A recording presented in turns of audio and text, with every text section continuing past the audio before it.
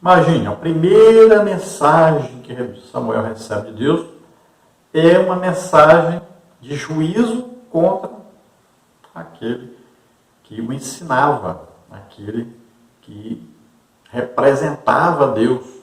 Imagine como é que ficou a cabeça dessa criança, ou jovem, né? Samuel já era um jovem. Imagine como é que ficou a cabeça dele. E ainda Eli chega e pergunta para ele, ele ainda vai transmitir o que Deus falou. Imagine a responsabilidade. Se ele não conta, se ele não transmite a mensagem de Deus para Samuel, Deus não poderia confiar a ele outras mensagens, outras coisas para ele falar ao povo. Então, ele tinha que transmitir e tinha que transmitir corretamente aquilo que Deus mandou dizer. Aquilo que Deus disse claramente, sem mudar a mensagem. Hoje, por exemplo, nós temos aí várias pessoas que se dizem profetas, né, que se recebesse uma mensagem dessa, ele mudaria a mensagem na hora de entregar para a pessoa. Isso não é correto, por isso que tem muita gente que Deus começou a usar e não usa mais, porque muda a mensagem que Deus dá. Se a mensagem é de juízo, é de juízo. Subtópico 2, sentença pronunciada. Eli recebera uma sentença por meio de um profeta desconhecido. Deus iria punir os seus filhos. 1 Samuel 2,31. Prontamente Eli aceitou a sentença que vinha da parte de Deus. Agora era a vez do menino Samuel. Ele não poderia mudar a mensagem, pois o que Deus lhe havia entregue estava na mesma direção do que entregaram ao profeta desconhecido. Sim, Deus havia sentenciado a casa de Eli. Viria morte e destruição sobre ela. 1 Samuel 3,12. Esta sentença seria executada por intermédio da invasão dos filisteus à terra do povo de Deus. Ali, além de muita matança, houve a captura da Arca da Aliança, símbolo da presença divina no meio do povo. Os filhos de Eli foram mortos. E ao saber disso, e principalmente de que a arca havia sido levada, Eli caiu e quebrou o pescoço. De imediato sua nora entrou em trabalho de parto. Logo após, deu nome ao seu filho, Icabode. A glória de Israel se foi. A fim de marcar a tragédia que se abateu contra aquela casa. 1 Samuel 4, 18 a 22. Em seguida ela morreu. Então veja que Deus avisou a Eli sobre o juízo que ele enviaria. Eli ouviu, aceitou, falou com seus filhos, mas não fez o que tinha que fazer. Tinha que retirar os seus filhos do serviço sacerdotal. Tinha que realmente repreender do jeito que Deus queria. Mas foi complacente com seus filhos. Agora Samuel recebe a mensagem, Eli pergunta, Deus confirma o juízo sobre a família de Eli. E novamente Eli só fala, não faz nada do que tinha que fazer. Não repreende severamente, não retira seus filhos do trabalho sacerdotal. E o que acontece então? O juízo vem. Deus havia dito que viria e veio realmente. Então veio o quê? Uma guerra do povo de Deus contra os filisteus. Nesse dia morrem Ofni e Finéias, a arca de Deus é levada e a notícia chega a Eli, ele gordo, muito gordo, já com 98 anos, recebe a mensagem e ele cai para trás na cadeira, estava sentado, vivia sentado, nunca levantava para repreender os filhos, nunca levantava para fazer nada, e caiu então da cadeira e quebrou o pescoço e morreu. A sua nora, ouvindo isso, a esposa de Finéias, ouvindo isso, entrou em trabalho de parto, ela acaba morrendo, e antes de morrer, seu filho nasce e ela manda botar então o nome de Icabode, ou a glória de Israel se foi, e então essa família começa a ter sobre eles o juízo prometido por Deus, que vai se completar ao longo dos anos, e vem até a morte de 85 sacerdotes. Subtópico 3, a desgraça da família de Eli. A desgraça sobre a casa de Eli veio como uma grande avalanche. Seus filhos Ofni e Finéias, bem como a sua nora, morreram. Além disso, 85 sacerdotes pereceram. Do reinado de Salomão, Abiatar, um sacerdote da linhagem de Eli, foi expulso, e a partir daí a casa de Eli passou a ser preterida. 1 de Reis 1, 7, 8, 2, 27 e 35. As predições do profeta desconhecido e de Samuel se cumpriram na totalidade, ainda que levassem aproximadamente 130 anos para o seu desfecho. Isso nos mostra que o pecado contra Deus tem a sua sentença, o seu juízo. O Novo Testamento corrobora tal assertiva. Veja o caso da igreja em Tiatira, Apocalipse 2, 23. A Bíblia revela que o salário do pecado é a morte, Romanos 6, 23. Então veja que morre Ofne, Finéias, Eli, a nora de Eli, e morrem 85 sacerdotes. E além disso, quando, na época de Salomão, descendente de Eli, que era para assumir, ele é expulso, e Salomão coloca então aí a linhagem novamente de Eleazar, e agora Zadok, que vai ser o sumo sacerdote.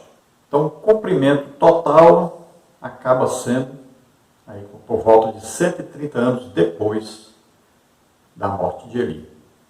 Então que Deus diz que a família de Eli não seria mais da linhagem que exerceria o sumo sacerdócio. Cumpriu-se assim totalmente então a mensagem dada ao primeiro profeta e depois a Samuel confirmando. E nos dias de hoje nós temos que ver que o juízo de Deus também é exercido sobre aqueles que Deus chama, escolhe para fazer sua obra e recusam a fazer obra, ou fazem relaxadamente, ou fazem estando em pecado. Tópico 3, as consequências do pecado. Subtópico 1, o preço do pecado. Subtópico 2, os males da falta de repreensão. Subtópico 3, pecados voluntários e deliberados não têm perdão. Subtópico 1, o preço do pecado. O pecado sempre traz consequências. A Bíblia revela alguns exemplos sobre isso. A expulsão de Adão e Eva do paraíso, a morte física e espiritual. Gênesis 3, 1 a 7, 23, Romanos 5, 12. Acã e sua família perderam a vida, como está em Josué 7, 24, 25. Ananias e Safira foram mortos, Atos 5, 1 a 11. Como vimos, as consequências do pecado são trágicas. Eli tinha conhecimento do pecado de seus filhos, mas sua covardia era visível. Por causa de sua omissão e da irreverência de seus filhos, sua família foi tirada do sacerdócio. É bom lembrar que Eli não era somente pai, mas principalmente sacerdote. Por isso, cabia-lhe a responsabilidade paternal e judicial. Nisso, ele falhou. A palavra de Deus nos mostra que, se os filhos não forem bem encaminhados no caminho do Senhor, Provérbios 29, 15, se tornarão uma vergonha aos seus pais, e se persistirem no erro, sofrerão consequências gravíssimas. Portanto, além de orarmos pelos nossos filhos, precisamos conduzi-los à comunhão com Deus, Deuteronômio 6, 4 a 9. Para, enfim, dizermos, eu e minha casa serviremos ao Senhor. Josué 24, 15.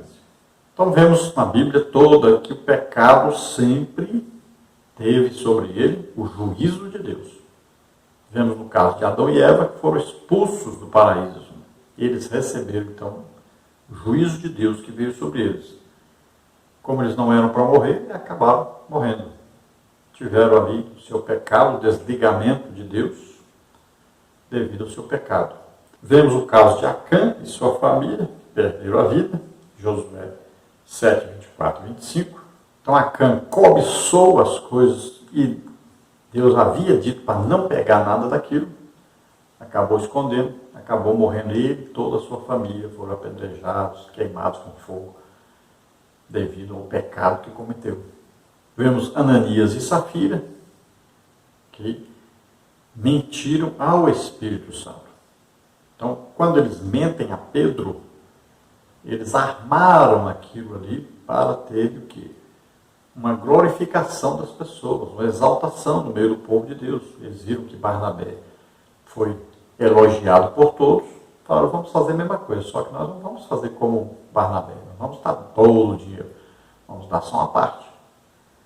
Então tramaram uma mentira, enganação, e morreram devido a isso. Se nós olharmos aí os dois filhos de Arão, né, olha lá, não consideraram oferecer fogo estranho, né, Nadab e Abiú. Por quê? Olha só, eles tinham que pegar o fogo que veio do céu sobre o altar de holocausto. Daquele fogo é que eles levariam parte para o altar de incenso lá no lugar santo, lá dentro. Mas eles fizeram fogo próprio. Pegaram então fogo estranho. Tem muita gente fazendo isso. Não se oferece a Deus fogo de homens, fogo humano, produzido por ser humano. Se oferece a Deus fogo de Deus. O que a Bíblia diz? Enchei-vos do Espírito. Então, olha, fogo já está dentro de nós.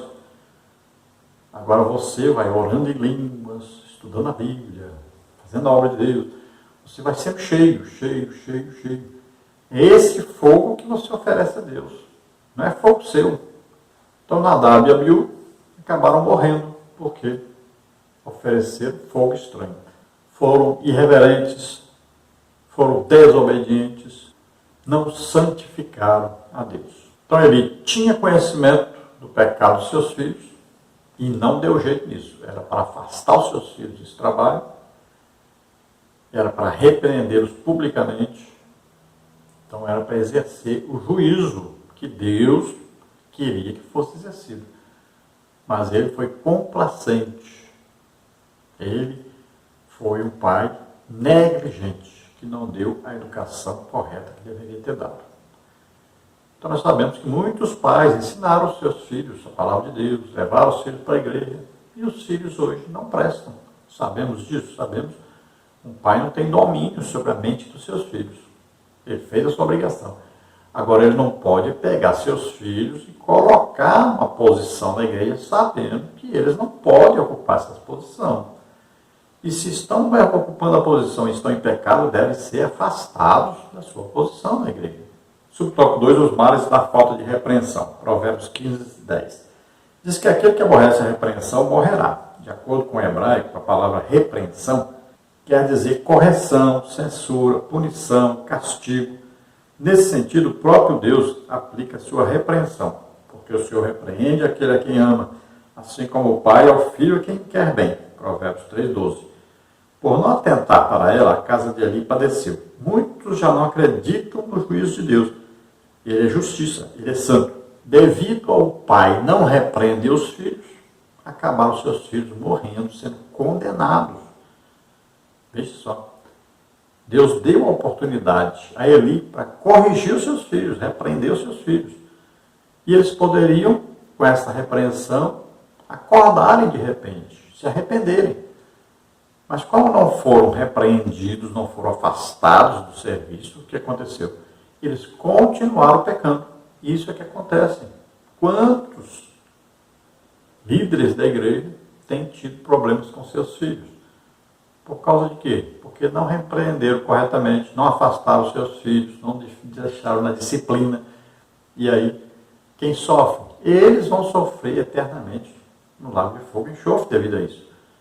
Porque Jesus vem e acontece o arrebatamento. E esses que estão vivendo na prática da iniquidade, do pecado, ficam mesmo. Então não pense que Deus vai aceitar, vai tolerar você vivendo em pecado. Não vai. O juízo de Deus vem sobre o pecado. Subtópico 3, pecados voluntários e deliberados não têm perdão. O apóstolo João diz que há pecados pelos quais não se deve orar. 1 de João 5,16. Esse tipo de pecado gera morte. Nesse caso, é impossível que a pessoa se renove para o arrependimento. Entretanto, a Bíblia revela que o que confessa o pecado e o deixa alcança misericórdia. Mas não houve misericórdia para os filhos de Eli, pois eles não se humilharam, não se quebrantaram na presença de Deus. Eles pecaram voluntária e deliberadamente e zombaram do Senhor.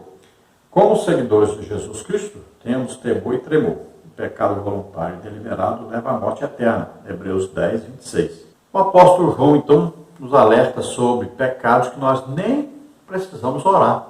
Deus não vai atender. Que tipo? Por exemplo, a pessoa, Santa Ceia, a pessoa chega lá, se arrepende, pede perdão, quer cear. A pessoa está vivendo em adultério. Ele tem uma esposa, mas mora com outra. Ou tem um caso com outra. Então, ele se arrepende, pede perdão, tudo bem. Só que ele sai dali e volta a praticar a mesma coisa. Então, a iniquidade é essa. A pessoa insiste no pecado e continua no pecado. Quantas pessoas fumam escondido, bebem bebida alcoólica escondido? Aí vão lá na semana da Santa Ceia, se arrepende, pede perdão, ceia. Embora saiba que a palavra de Deus, ela adverte. Se você ceiar indignamente, ou seja, estando em pecado, sabendo que é pecado, e continua no pecado, você vai adoecer e você vai chegar até a morrer. Então tem gente que chega até a morrer por causa disso. O juízo vem. Então tome cuidado com isso. Evite o pecado, combata o pecado, lute contra o pecado, vença o pecado, porque o Espírito Santo está aí para te ajudar a fazer isso. Então, por exemplo, a pessoa está vivendo aí em adultério. Aí pede oração, está tudo bem, mas continua no adultério. Então não adianta ficar orando por essa pessoa.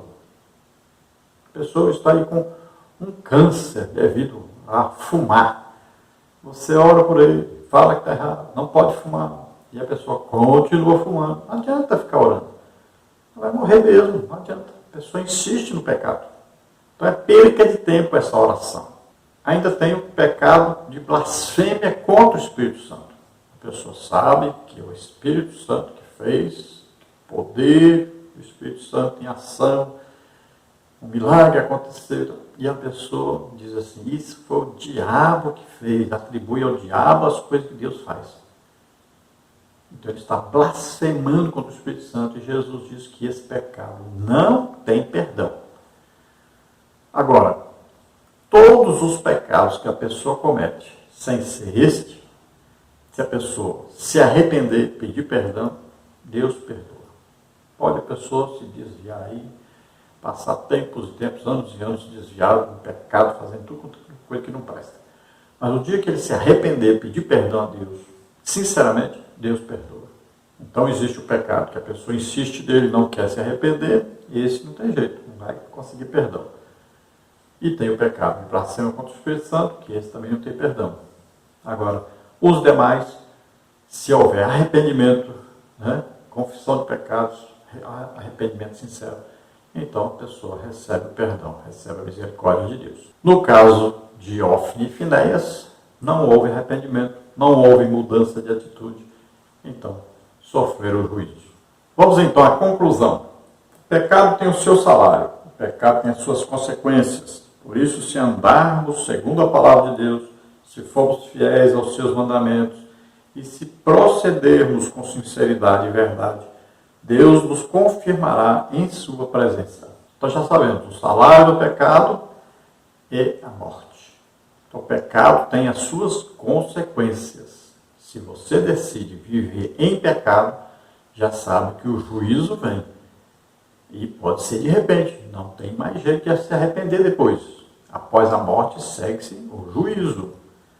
Então, tome a iniciativa, tome a providência de agora, neste momento, se arrepender, pedir perdão, consertar e começar uma vida nova, agora sem a prática desse pecado.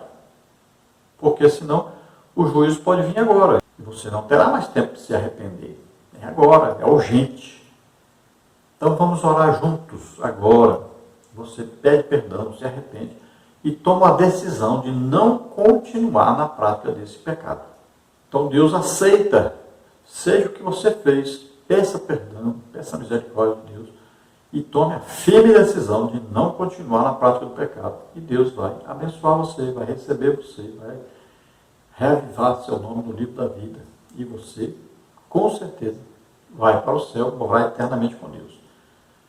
Vamos orar agora, se você está ouvindo, se você está assistindo, tomou a decisão de se arrepender de seus pecados, aceitando a Jesus como Senhor e Salvador, único Senhor e Salvador da sua vida. Se você deseja servir a Deus realmente em santidade, Deus vai ajudar você a viver essa vida, a combater o pecado e a vencer. Vamos orar juntos agora. Se você está afastado, ou se você está em pecado, sabendo que está no pecado, e está insistindo nesse pecado, quer tomar a firme decisão de parar agora, de começar de novo, servindo a Deus agora, vamos orar juntos. Pai querido, em nome de Jesus.